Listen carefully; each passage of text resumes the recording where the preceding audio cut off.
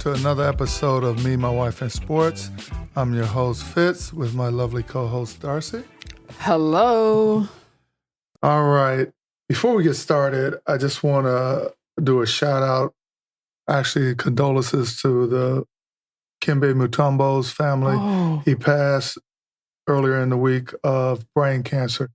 For those who didn't know him, he was an all-defensive player, played in the NBA for many years.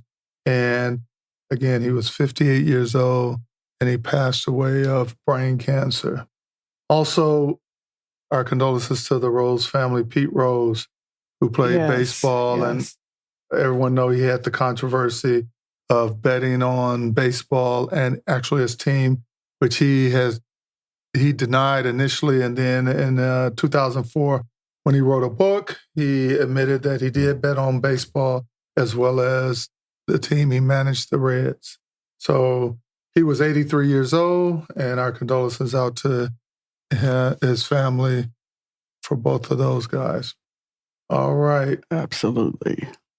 Well, the one topic that we're looking at discussing today is instant replay. There's some good with it and some bad. And personally, it took me a minute before I sort of latched on to embracing instant replay, because I always thought that, sport is a natural thing. If the official miss it, so be it. But it's got to the point, because a lot of money's on the line, especially in the professional sports, that they want to make sure they get it right. Right.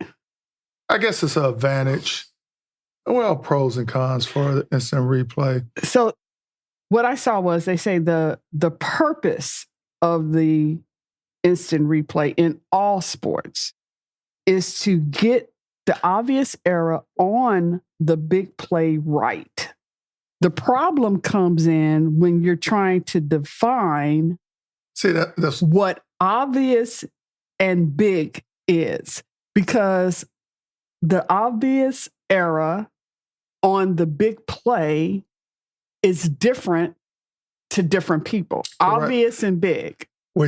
That's different for different people. So that's where the problem comes in. And which it lends to the official to make that call, except if it's like in football, if it's a challenge and so forth. So now the challenge was created. The whole challenge system has been in place for 20 years. Yeah. But did you know, though, that the first instant replay was done back in 1963, Army-Navy football game? No, I didn't know that. Yep, that's where I know instant replay has been around for a while. Yeah. But they created the challenge in football to help, to allow coaches to define the terms obvious and big, because they realize that that's too subjective.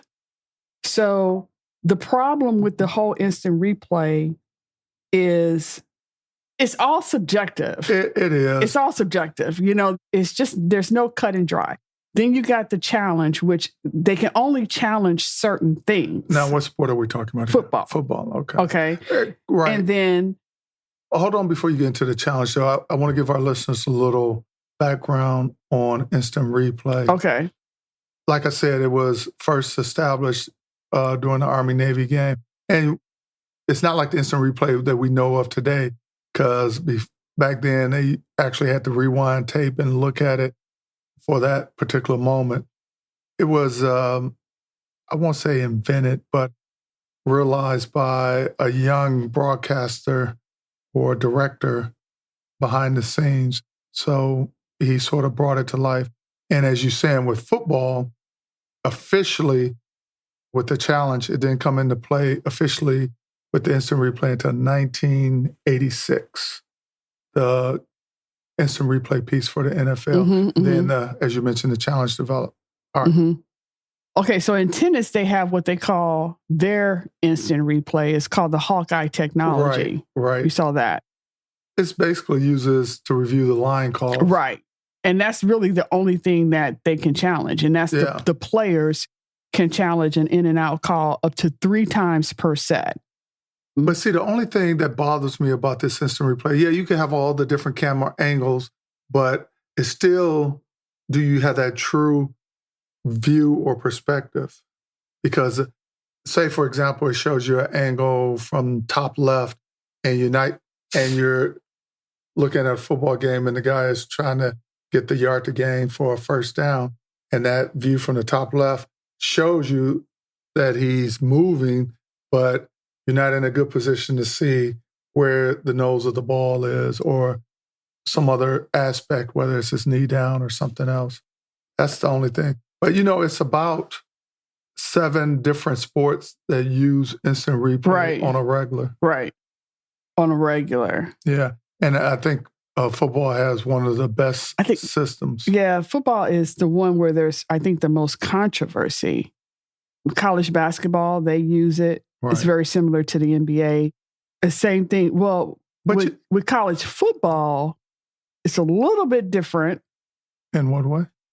The biggest difference is almost all the reviews come from upstairs. The coaches have one challenge as a last resort. Mm-hmm. But a replay official runs the show in college football. Yeah. Well, the NFL has something similar to that. I think in the last 2 minutes of the game. Yeah, the 2-minute warning. Then New York can stop play and do a review. Right, yeah. And but that's only at the 2-minute warning. Right. But too, I didn't realize that if you didn't use if you had challenges, but you have no more timeouts, the challenges are useless. I didn't realize that until I was doing my research, which is obvious because if you lose a challenge, they're supposed to charge you a timeout. Right. And if you don't have any, they can't charge Exactly. you. I think they should it's like, okay, you're going to be penalized 5 yards or something. What if you challenge and you don't have a timeout? Yeah, and somebody did that one time. That happened. Right. I think it was a recent game. It was like several years ago, but it wasn't. It was like within the last 5 years, somebody threw a challenge flag and they didn't have any timeouts. And that was a big. So did they pick up the flag and do a run off of the clock, or what did they do? I don't remember. But when we started, when this topic came up, I remember that happening. I can't remember which team it was. See, that's like somebody talking about a steak and then it's like, hey, I can't. Could say you get me all excited about the ins and outs, and then you can't tell me. I'm sorry, y'all. I'm gonna have to go back and look it up. Just like a woman. I'll figure it out. Don't worry about it. Or y'all go out and look it up. It happened. Trust me. That's your homework. Go find out what team that was. It was in the last couple of years. It wasn't the Cowboys. I know that.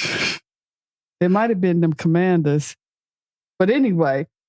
But see, the thing I hate about now with the challenges, it's the officials only supposed to have a minute to review. Oh, that's where did you read that at? Because that cannot be true. No, and that's supposed to be. And that's the biggest con that everybody has about replays or instant replays. It delays the game. Yeah, it messes the flow. Delay the game. Stoppage on the field. Because what they say is it stops everything on the field. Like people don't realize everything that's going on the field. Like there's so many other parts and everything. So many other moving parts to the game that are going on that we don't see. So that when they're doing these reviews, all of that stops. And it kind of messes with the flow of the game. And so that's one of the biggest cons is game delays, stoppages on the field, a timeout given to a team that might not have any more timeouts. And also, there's technology limitations because and you've seen it as we watch football, they'll review a play for more than a minute. Oh, yeah, trying to figure more. it out. And then with all that said and done, it's like, well, it's not enough information to reverse the call. What's the term they use? What, inconclusive? Not inconclusive. Oh, but it basically inconclusive, not enough information to overturn the call as it was made. So, and then you're not even factoring the one important thing. What is sports designed to do to make money, especially from the professional level and even some of the amateur level? But if you keep instituting this type of technology, it's going to cost you because technology is changing daily. So Yeah, but it's good for the technology people because they get to make money increasing, Right. as they develop better technology to zoom in on or create cameras and things that can get better angles that can capture different things. But Now, does that make our officials moving forward, and I mean this in a polite way, dumber? Because now they're going to second guess themselves, or they're going to make a call and say, "Oh, I got instant replay." I don't think so, because I think the officials feel like, because to me, it's an over-reliance of that technology. But you got to think, if I'm an official walking into a game, an NFL game or NBA game or any professional sports game, tennis really, that official doesn't have any, I guess they really do, the line judge. Yeah, the line judge. If I'm an official going into any professional sports, I'm a little cocky because I feel like maybe I should be the star of the game. Really, because they are controlling the game. They are to a certain extent. And so I think that regardless of the rules that are made regarding instant replay, the officials still feel like, okay, y'all can say what you want to say, but it's up to me to make the call. I mean, because even if a coach throws the challenge flag, the official can say, that's not challengeable. Well, and there are certain things that are challengeable and things that are not. Exactly. Yeah. And there are times when things are challengeable and when things are not. And watching a game from home. And we're still talking football. And we're talking football. And sometimes you feel like, do they even know the rules? Because why did you throw the flag if that wasn't challengeable? Or why didn't you throw the flag when that was challengeable?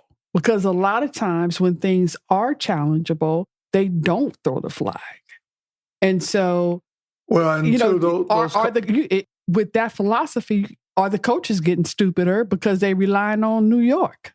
Well, no, the coaches are relying on their coaching staff who are reviewing it in real time right after it happens, actually.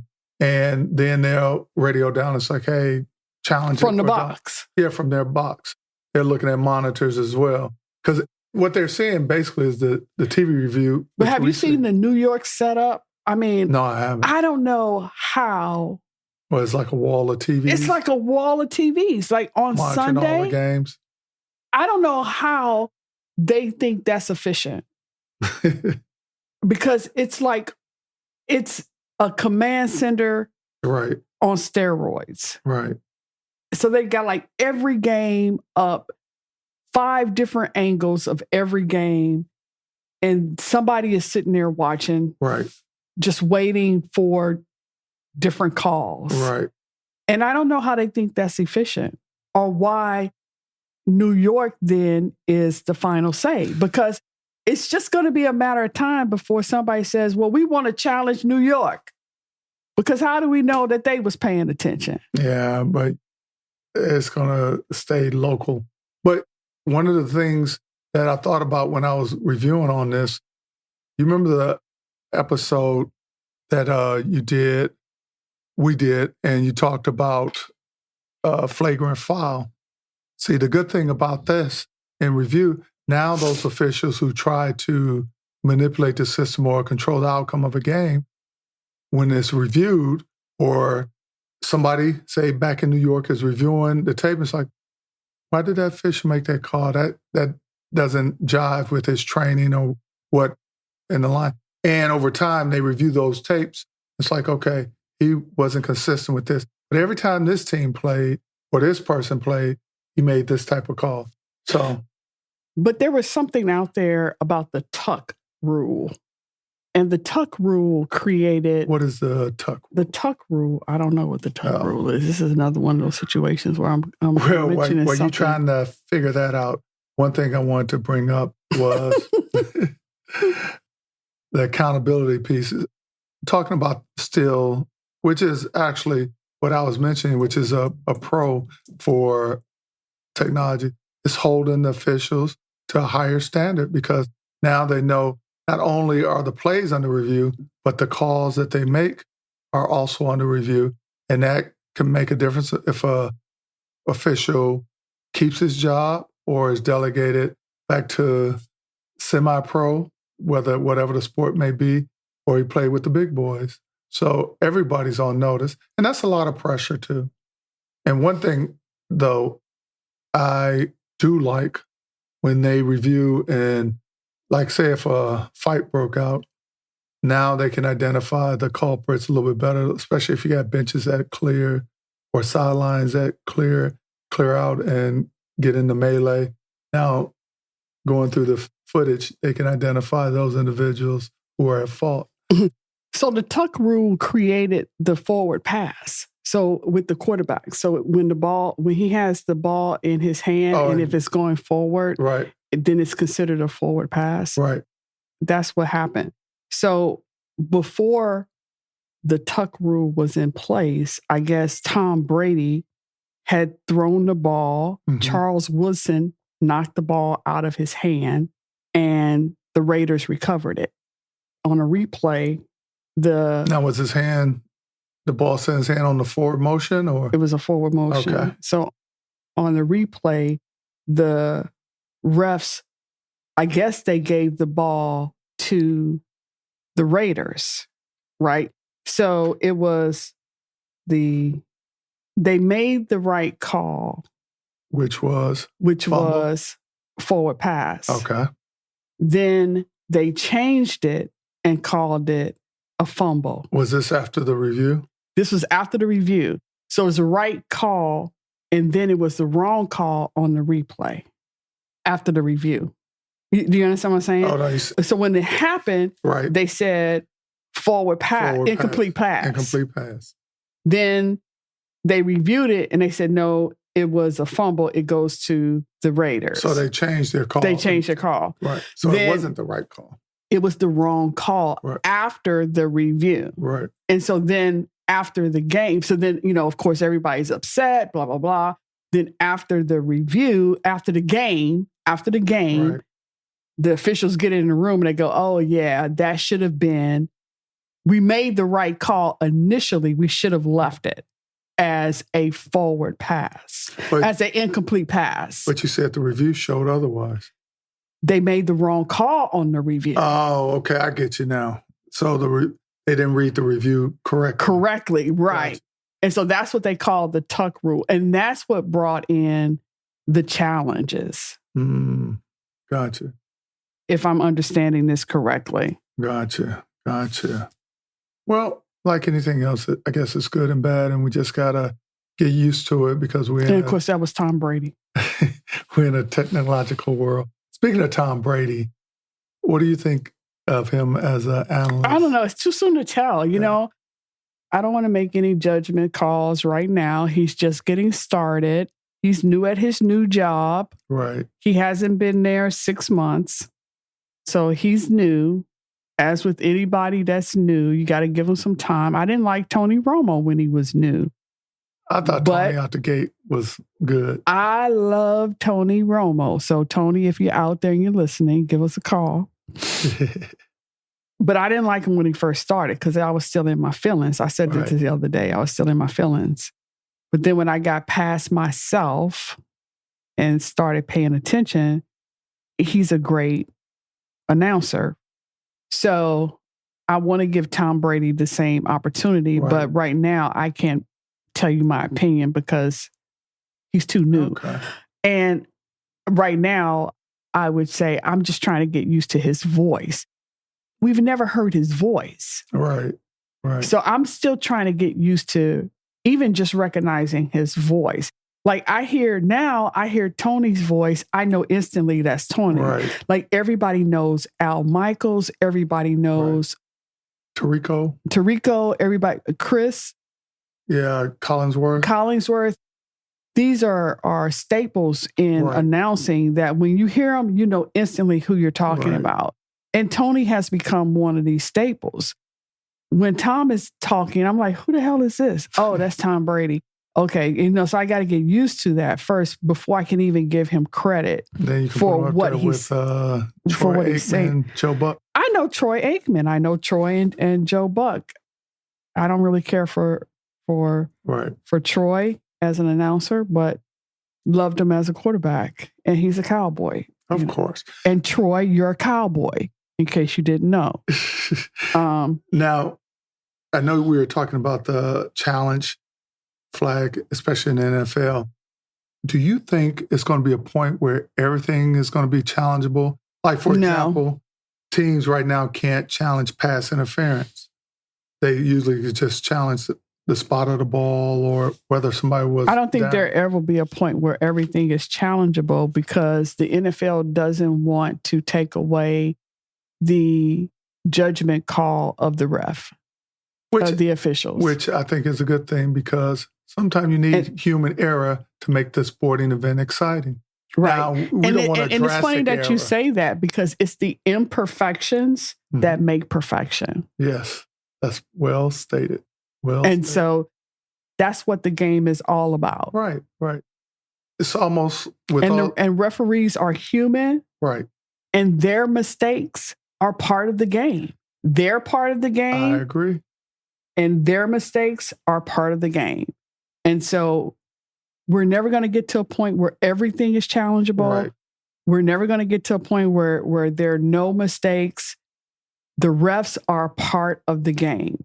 Know your referees. Like, we always talk about, hey, there's so-and-so. Yeah, we recognize him. We recognize them.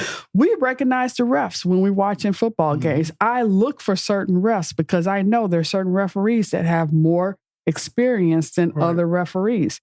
And so people should be looking at the officials when the games come on, just like you're looking for your players. Right. Pay attention to the officials. Like, oh no, he's officiating. We're in for a long Absolutely. day. You see that one guy that had a lot of controversy at the end of last year. I can't think of who he was, but if you see him in your game, be prepared because you're going to have it's going to be a long day. But there are certain officials that it might be a smooth game. Right. And so people should pay attention to their officials, but it's the imperfections that make perfections, and know that the officials are as much a part of the game as the players are. I agree. And if they, whatever they call and however they call in the game, that's it. Well, sitting at home watching a game, the instant replays don't bother me because that gives me a better look. Exactly. But if I'm in the stadium and that's one of the pros of the instant replay. But it's a con if I'm in the stadium. And it's a con if you're in the stadium. I don't want to be sitting there like, will they come on? I got places to be. I don't want to be here all night watching the game. Absolutely. And that's exactly how I wrote it down. It's a pro. It's good if you're at home watching because now you got time to get up and go warm up a snack or get a snack, go to the bathroom. And argue with your friends and say, see, I whatever, told you. Get another drink, do whatever. You got time to do whatever you got to do. Right. But if you're at the stadium, you are PO'd because what are they doing? Oh, so true. Absolutely. It's all a part of the game. And it's all a part of every game. Yeah. I was looking at, since they threw in the challenge piece for the NFL, the flags, and I was wondering how successful are the challenges, do the challenges really make a difference? And one article that I read, let me see what the date was. This was published back in 2023.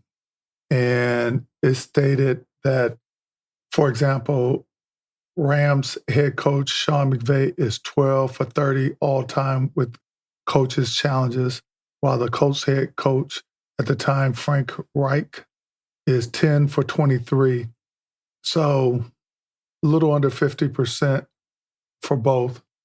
So I guess I equate it to like 3-point shooting. If you're shooting 3 points and in the high 30s, low 40s, you're doing good. Know. But it's going to be interesting to see how it unfolds moving forward, because I just picture when technology getting better and better. Like, for example, I don't know if a lot of you've heard of the VR Oculus, but with that, a lot of baseball players are using it for training where they can practice their batting and so forth. It's like a virtual reality right in it. So its technology is going to get so advanced that challenges are going to come out of the woodworks even more. And depending on how accurate, because I don't know if the team has their own set of folks filming where they can view. I don't think so. I think they're just looking at the instant replays that the TV folks are replaying to make their quick decision to tell their coach to throw a challenge flag or not. So no more, what was that I think Patriots got dinged for filming another team. Oh, yeah. Oh, what was they calling that? Some kind of gate. Yeah, so they're not going to allow that anymore or allow teams to film. But it's going to be interesting. And like I said, I only see it getting more complicated, in my opinion, because the more you bring in technology, the more issues. It might be good in the beginning, but eventually it's going to bring on issues. Hockey, the crazy thing is hockey, they only have one reviewable play, and that is a goal. And that is if the puck did not completely cross the goal line, or if it was redirected in by hands or by skate or by the stick. That's crazy. Well, they're thinking about expanding their system, but they haven't done it yet. I thought they had reviews for high sticking as well. Yeah, high stick, yeah. And offsides, they do reviews in hockey for offsides as well. What's offsides? When one of the players goes too far down to the other end, because I think they only can go so far when the puck is in a certain position. I don't know all the ins and outs because I'm not a big hockey person, but I think that's the gist of it. Very interesting. So there are going to be growing pains and gray areas in this whole instant replay conundrum. So more to come, more to see. All right, Darcy. Very interesting. One final thing I'd like to say since we're coming to an end here. I was looking at all the injuries that the teams have, and we're only, 4 games in? Yeah, we're going into week 5. Yeah. And so I was like, let me see what the breakdown is for injuries. And did you know that there were 286 individuals in this for the NFL that are missing games to some type of injury, whether it's injury reserve or PUP, as they call it, as well, or suspensions and things of that nature. I just found that very interesting. And the PUP is physically unable to perform, as well as the NFI, non-football injury or illness. So Arizona, they have a total of 9 individuals. And that might sound like a small number, but we're talking key players here. And when you have injuries of key players, that makes a difference. Atlanta, 9 as well, Baltimore, 9. And this, again, was at the beginning of the season. So it might have changed by the time you hear this. Buffalo, 6, Carolina, 13. That could be why Carolina sucks the way they do. And that's just my opinion. Chicago, 10, Cincinnati, 9, Cleveland, 12, Dallas, 7, Denver, 8, Detroit, 14. They're doing pretty good with 14 players out. Green Bay, 6, Houston, 10, Indianapolis, 10, Jacksonville, 8, Kansas City, 7, Las Vegas, 6, the Chargers, 7, the Rams, 12, Miami, 14. And I can see why they are falling apart, because if you watch that last game, they weren't that great. Minnesota, 10, New England, 11, New Orleans, 8, the Giants, 10, Jets, 11, Philly, 7, Pittsburgh, 13, San Fran, 10, Seattle, 8, Tampa Bay, 8, Tennessee, 7, and Washington, 4. My advice to these individuals, stretch, and just get prepared, because it's something you said a while back. I think that during the preseason, everybody should play. Right. To get that Oh my feel God. of contact. Because, you're going half Preseason is speed. so important. You're going half speed in practice because nobody wants their key players to get hurt. So they're not going to let them go all out. But, sometimes things happen. But if it's meant for them to get hurt, it's going to either get hurt in the preseason or the game. It doesn't matter. It's going to happen. Right. But at least give them a fighting chance by letting them practice during the preseason. Yeah, because otherwise, like, okay, this is week 5. So now we just really starting the season. Yeah. Things are going to sort of level out and look better. Because who was it you said? Kansas City, Andy Reid has all his players play during the preseason? Yep, Andy Reid, yeah. And hence, they're 2-time world champions. Exactly. And you see the difference. Like, I don't understand why other teams aren't paying attention to a winning mentality. Like, why aren't they looking at Kansas City and saying, okay, what are they doing different than what we're doing? Right. And something as simple as playing their players in the preseason is an easy thing. Right. I just don't get that. And the fact that, what is it, down to 3 preseason games now? Right. It used to be, I believe, 4, and now it's 3. So maybe not play them all 3 games, but at least 1 or 2. At least 1 or 2? Yeah. So at least 1 or 2. Yeah, like at least the first 2. And I can see that third, you want to let them rest, get ready for the big game. Right. And all that. But at least take a hit. Yeah. Like, your first hit should not be the real game. Right. Because now you hurt and now you out. Aaron Rodgers, that's what happened last year for the 3rd game in. Well, and then he tore his ACL. And he owed, I know. It wasn't his ACL. What was it? And I have to... What did he do? He did tear his ACL. Achilles. Okay, it's Achilles. Achilles ACL is all the same area. Because I had Achilles tear. It's way... One is about an ankle and one is about a knee. All right. It's all below the knee. So. But to me, for Achilles, age and stretching has a big factor in that. So, all right. Any final thoughts? No, we're in the thick of it. And by the way, how did you do on your last fantasy game? Oh, I didn't do good. She'll do better. All right. I want to thank all our listeners.